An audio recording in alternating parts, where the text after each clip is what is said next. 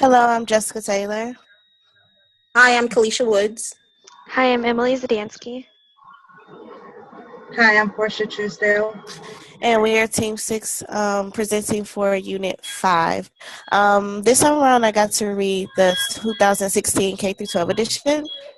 And the article that I really liked this time around was Deeper Learning Approaches, which is basically just actively engaging the students in learning and fostering critical thinking and problem solving skills. So actually going beyond the surface of just math, science, and social studies, which is something I always agree with because I always felt like subjects like trigonometry and things like that, it's like I never feel like students will actually use it in the future.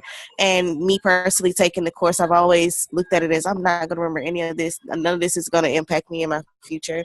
And so it feels like schools can sometimes focus more on just memorizing material than actually in concepts and actually giving students the opportunity to learn actual skills during projects.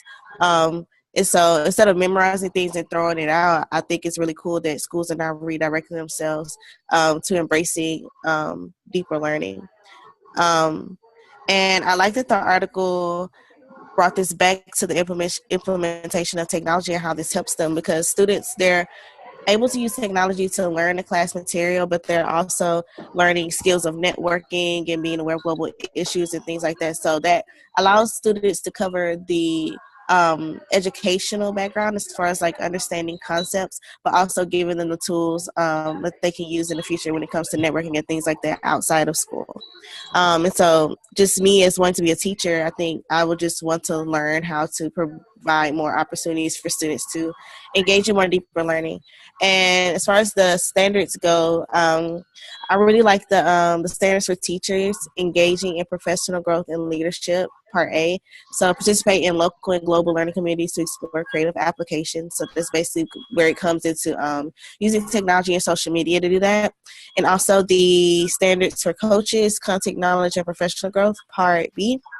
Engaging in continuous learning to deepen professional knowledge, skills, and deposition. So creating learning opportunities that allow kids to actually go deeper into foster skills that are actually impact them in their future workplace experience.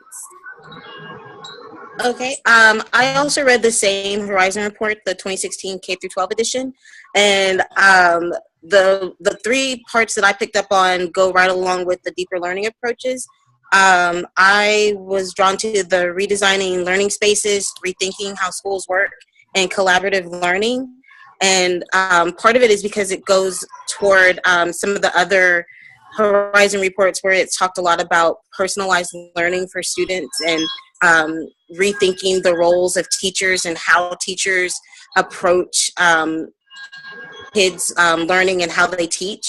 And so there seems to be like a real shift towards students being the one to acquire the knowledge instead of waiting for teachers to give them the knowledge that they need. And so part of that does have a lot to do with the collaborative learning and project-based learning. And for me, that's really special because that's what my students are going through right now. I've had to kind of rethink how I've been teaching as a teacher. They don't have to wait for me to tell them how to do something. Like now when they ask me questions, they come to me with a question and they've already learned something before they had to come to me. Like they didn't have to wait for me to explain it and then ask their questions. But the part that I do really love are the projects and the concept units that we do.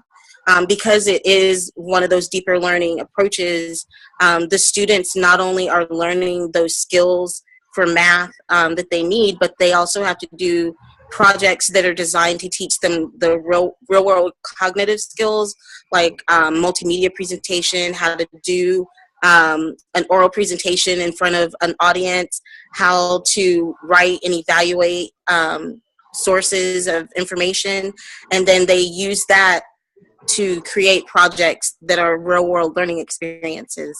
So right now I have a student project, and they are creating their own business, and they have to figure out how the math that they learned is going to be used as part of their business. And so it's deepening their understanding of the math topics that we were going through.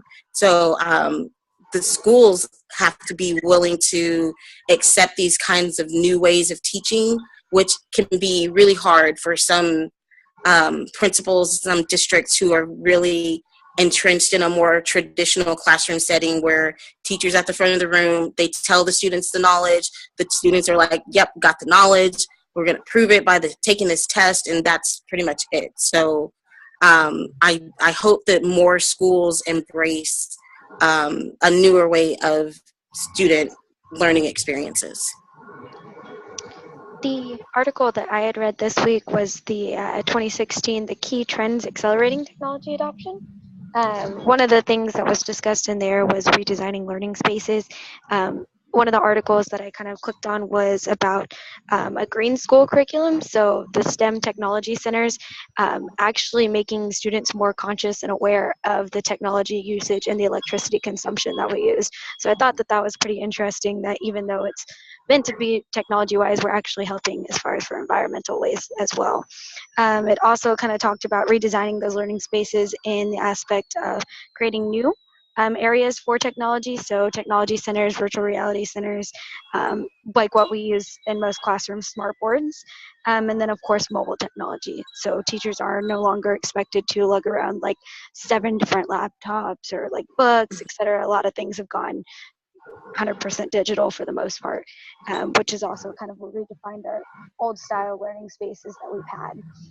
It also talked about preparing for the future workforce, and this one really resonated with me as far as with students are interacting and using new technology, they are preparing for the workforce. Even if we don't really see it, we're teaching them those skills on typing. Typing is a huge thing, and if you're poking at the keyboard, it's not as helpful as you actually know the actual ways to type. And then, of course, utilizing that in a way of inventors. So Minecraft is a very popular game that most students, or most children, adults even, actually use. And in those, you can utilize it to the extent of this plus this makes minerals, cores, ores, anything like that. And then if you look up on YouTube videos, you'll see the miraculous things that students have built, replicas of buildings that people can walk through, and it's almost exactly the exact replica that they see. So preparing them for the future workforce, architectures, technology, people, networking, security, all of that involves in that. And I related that back to the first ISTE Standards, professional development and program evaluation. And so as long as we continue to develop those technology-related professional learning programs, then it can help us in the future for future leaders and future educators. I as well did the K-12 2016 Horizon Report, but I guess I kind of focused on the, how would I say it, the professional development. ISTE standard that focused on engaging in professional growth leadership teachers, where they're continuously improving their professional practices and modeling lifelong learning, as well as promoting and demonstrating effective use of digital tools and resources. And my experience with professional development, which I read in an article, Journal of Informational Technologies for Teacher Education, the model of information technology teacher professional development, where teachers engage with heart and mind, by Glenise Watson. And she kind of focused on the homegrown professional development, where teachers with expertise would offer their expertise to teachers, and it's been pretty successful due to the fact that these teachers are coming from the trenches, so they understand the issues within the classroom, and they understand the methods and routines of teachers and their characters. So it's embraced. However, I believe now in today, since we're progressing so with technology, I believe that the combination of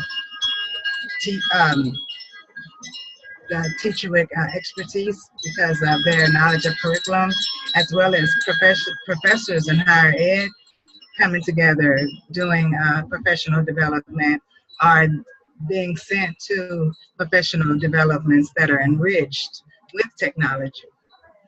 So to me, these are some of the changes and redefinings that's going on within the professional realm of professional development.